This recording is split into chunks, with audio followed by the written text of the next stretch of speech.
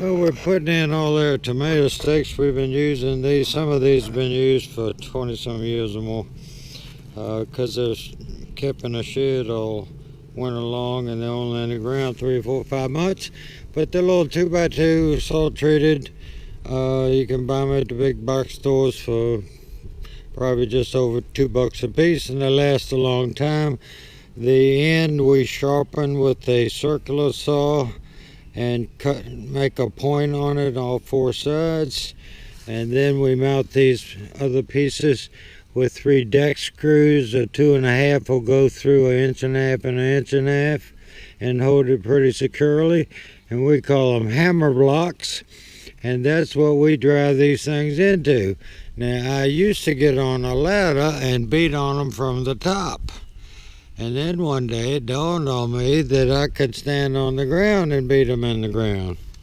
Occasionally they get older and they've been hit a few more times, or the wood will split and you'll have one that comes loose. Like I won't be, if I hit that 2 or 3 more times, it would come off. And then we had one today that broke. There's an imperfection in the wood here, and you could actually just snap this off. So I took one of my hammer blocks and just put it on each side of the crack, and you can see the crack right there, and that way I can stick a tomato on it. Now the way we do these is we get the first row in,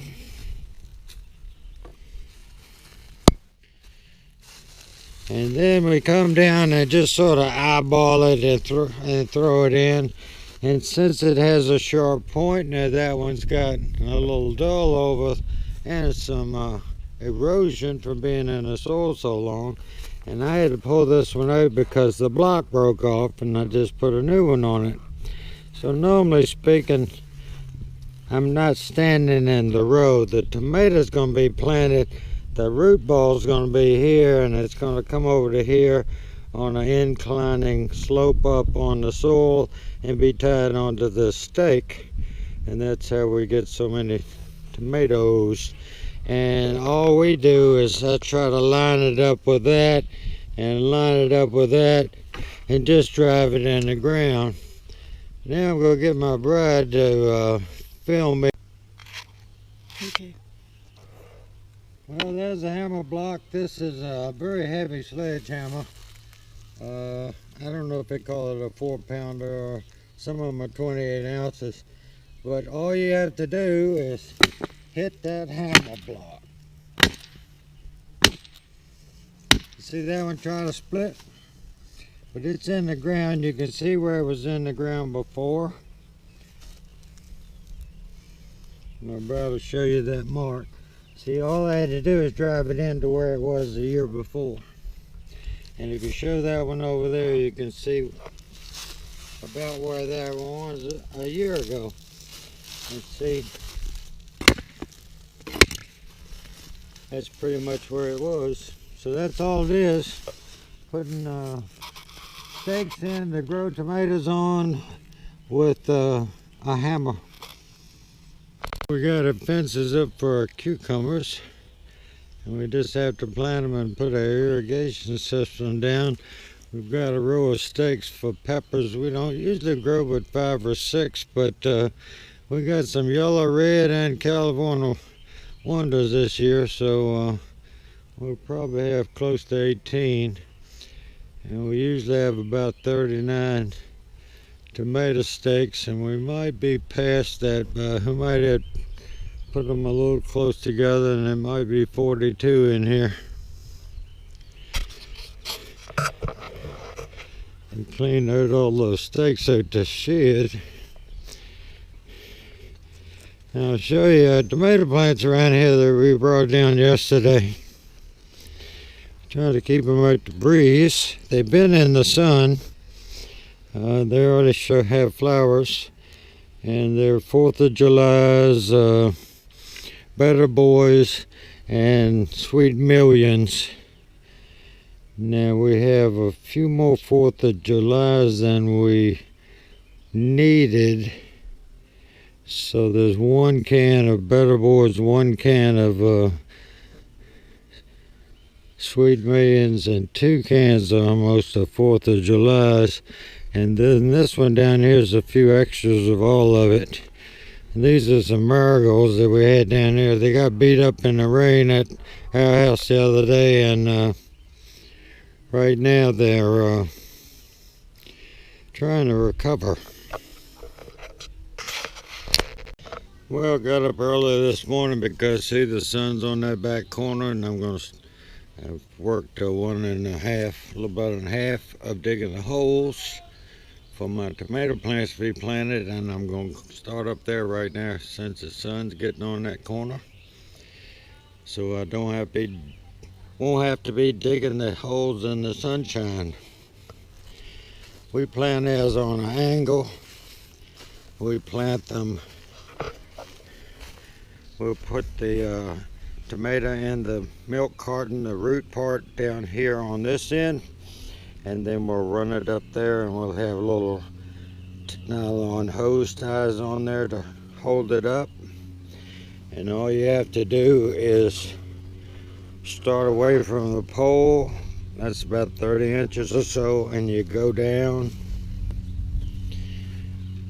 Doing this one-handed, folks. And then you just pull that soil into the hole, and after about 8 or 9 shovelfuls,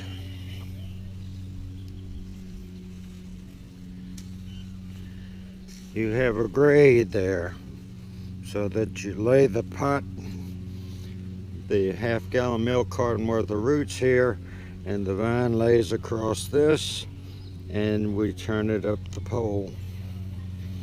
We'll put our irrigation system down so we won't have to drag it between the plants. And we have had roots that were 6 and 7 feet long. This ground, this soil is fairly friable.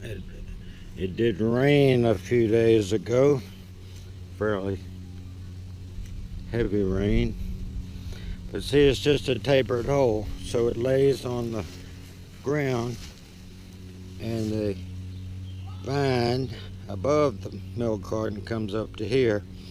And since the vine on a tomato plant will root, the stem will have roots from the base of this hole all the way up to there, and all the nourishment is in this row, and the roots will grow up and down this row, and that's how you have a lot of tomatoes and very healthy vines.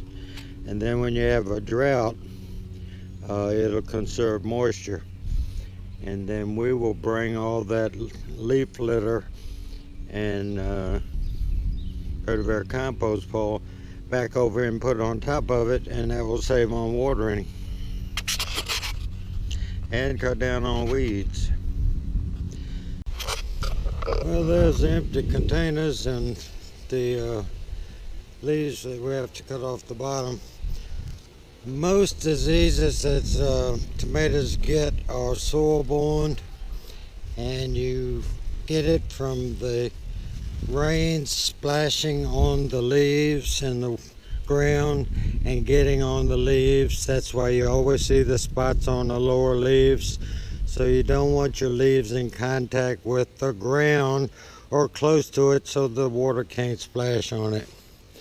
But anyway, you can see these.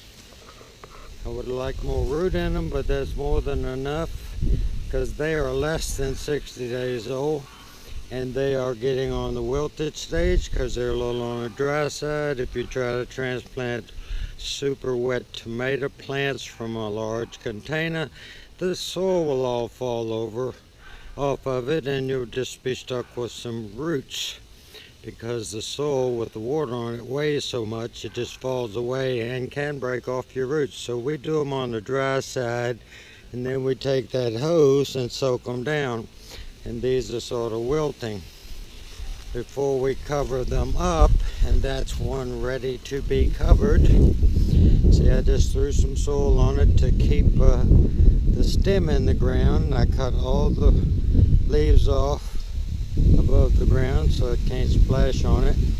As it grows, I will cut off some more, but you have to have some leaves to make it work. And I'm just going to water that and water that. And then I will cover it with the rest of that soil on the other side of the stake. And see, that one has been saturated. This one fell apart. It's not going to hurt anything.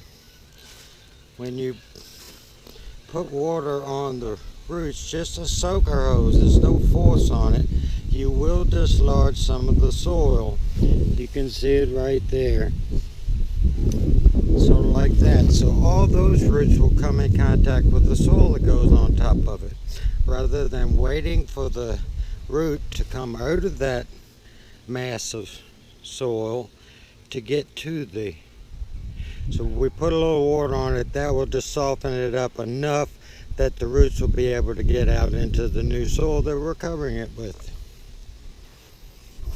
And my brad's sitting here on the ground, and we've done those, and we've done those, and we're almost finished with the row. Back to watering before these dry out. This is pretty critical, because you don't want to plant. See, that leaf is wilting. See, those leaves are wilting. See, that leaf is not wilting. It's because I'm taking the time to do this video. See, they're fairly green, puffed up. That one's starting to get a little curl, and it's wet. This one looks a little more curled. And we're down to 3 barrels. One of these is a mixture. 2 of them might be a mixture. We try to get them all in the same barrel so they end up in the same row. And the last couple of years we've not succeeded in that.